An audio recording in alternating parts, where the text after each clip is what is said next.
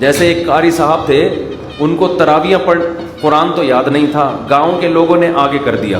अब जब वो तरावी पढ़ाएगा तो पीछे किसी को आती तो है नहीं, उसको क्या पता क्या पढ़ा रहा है, तो वो इधर उधर की शुरू हो गया ना, ज़रब यज़रिबु ज़रबन फ़हुव ज़ारिबुन वज़रिबा, गर्दानें पढ़ना शुरू। जितनी उसको अरबी की गर्दानें याद थीं और जो अरबी के अल्फाज, हाजा शैउन फुलानुन इन्नहु अलीमुन खबीर, तो अब ये पढ़ा जा रहा है हाजा फलान, थोड़ी बहुत अरबी आती थी। एक दिन तरावी में कोई पढ़ा लिखा आ गया आलिम, उसने पीछे से लुक़मे देना शुरू किए। अच्छा, उस तरावी में इमाम को पैसे ठीक ठाक मिलते थे, 2-2.5 लाख रुपए मिलते थे। तो अब वो पीछे से उसने जब लुक़मा देना शुरू किया है तो ये कहता है इमाम, या शेख उसकुत निस्फुल्ली व निस्फुल्लक, खामोश हो जा, आधे तेरे आधे मेरे।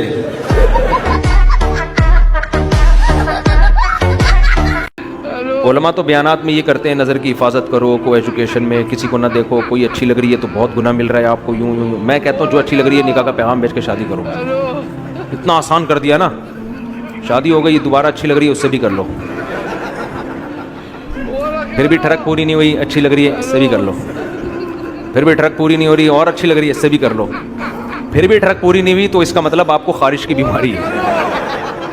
जैसे एक 2 नंबर मौलवी साहब थे बिदती, वो तकरीर करते थे चोरी हराम चोरी हराम चोरी हराम। एक दिन उनके घर में खाना नहीं, तो उनकी बीवी ने कहा क्या करूं भाई, उन्होंने कहा पड़ोसी की मुर्गी चोरी कर लो। उन्होंने कहा भाई पड़ोसियों के आप तो खुद चोरी के खिलाफ बयान करते हैं। उसने कहा भाई हम शोरबे से लगा के खा लेंगे, बोटियाँ चोरी की तो बोटियाँ होंगी ना, बोटियाँ नहीं खाएंगे हम। अब उनकी बेगम ने सालन पकाया और देगची को उंडेलने लगी ताकि शोरबा आए और बोटियों को चम्मच से पीछे करने लगी। तो ये कहते हैं भाई जो खुद से आए आने दो। मर्द की फितरत ये बुरी फितरत है कि बच्चा हमेशा अपना अच्छा लगेगा, बीवी हमेशा दूसरे की अच्छी लगेगी इसको।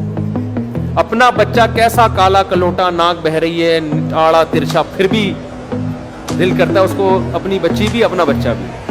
और बीवी अपनी कितनी खूबसूरत हो, दूसरा कोई कलोटी लेके घूम रहा हो वो अच्छी लगती है। ये मर्द की गलत फितरत है।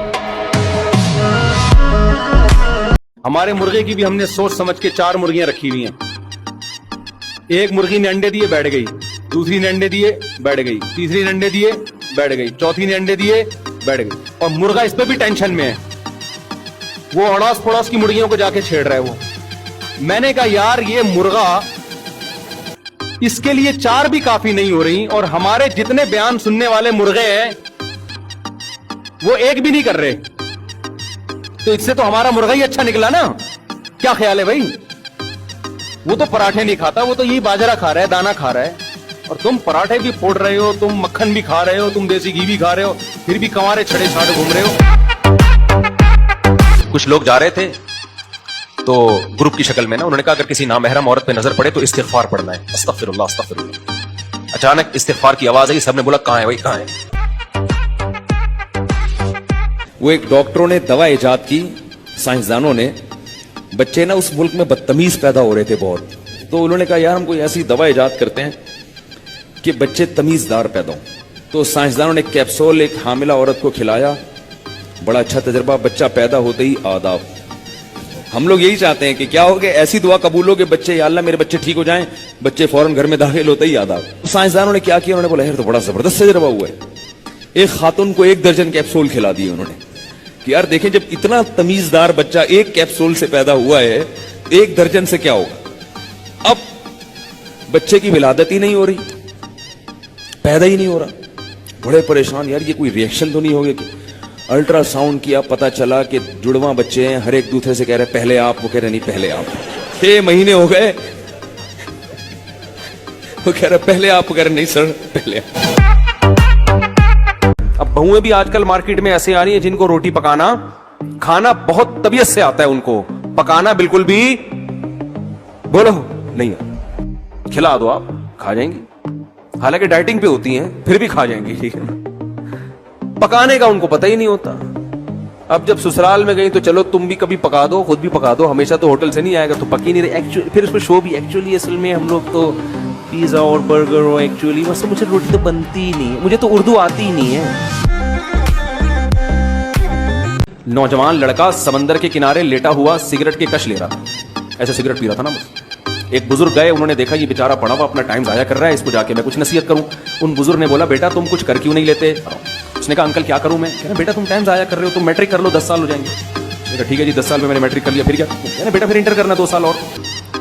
ठीक है अंकल, मैंने 2 साल 12 साल लगा, फिर टेंशन में इंटर कर लिया, फिर क्या होगा? कहना फिर बीए कर लेना, 2 साल और लगा लेना। तो गुस्सा आने लगा कि चलो 2 साल 14 साल गए मेरे बर्बाद, बीए हो गया, फिर क्या होगा? फिर मास्टर कर लेना, फिर पीएचडी कर लेना। उसने कहा 16 साल हो गए, फिर क्या?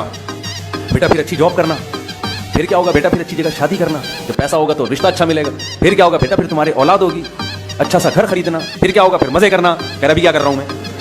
है भाई? कह रहा, अंकल मजा, आप भी लड़ जाओ मेरे साथ इधर। क्या मैं अपने बेटे का नाम मोहम्मद तूफान रख सकती हूँ? आप बड़े बेटे का नाम मोहम्मद तूफान रखें, छोटे वाले का नाम मोहम्मद सैलाब रखें, और तीसरे नंबर पे जो बेटा होगा उसका नाम ज़िलज़िला खान रखें, और चौथे नंबर पे जो होगा उसका नाम तबाही, और 5वें वाले का क़यामत। तो अच्छा नाम रखें ना, कोई तूफान कैसा नाम है भाई? लोग बोलेंगे वो देखो तूफान आ रहा है। तो नाम बच्चों के अच्छे रखने चाहिए। एक का नाम बर्बादी भी रख सकती हैं, बर्बादी, अल्लाह बचाए। बहरहाल अच्छा नाम रखें, कहने का मतलब। बहरहाल तूफान किसी ने नाम रख लिया तो भी ठीक है, कोई गलत नाम नहीं है, लेकिन नाम अच्छे रखने चाहिए। कहता हुआ बंदा अच्छा लगे, ये अच्छा लगेगा कहता हुआ भी तूफान आ रहा है, अच्छा नाम रखें।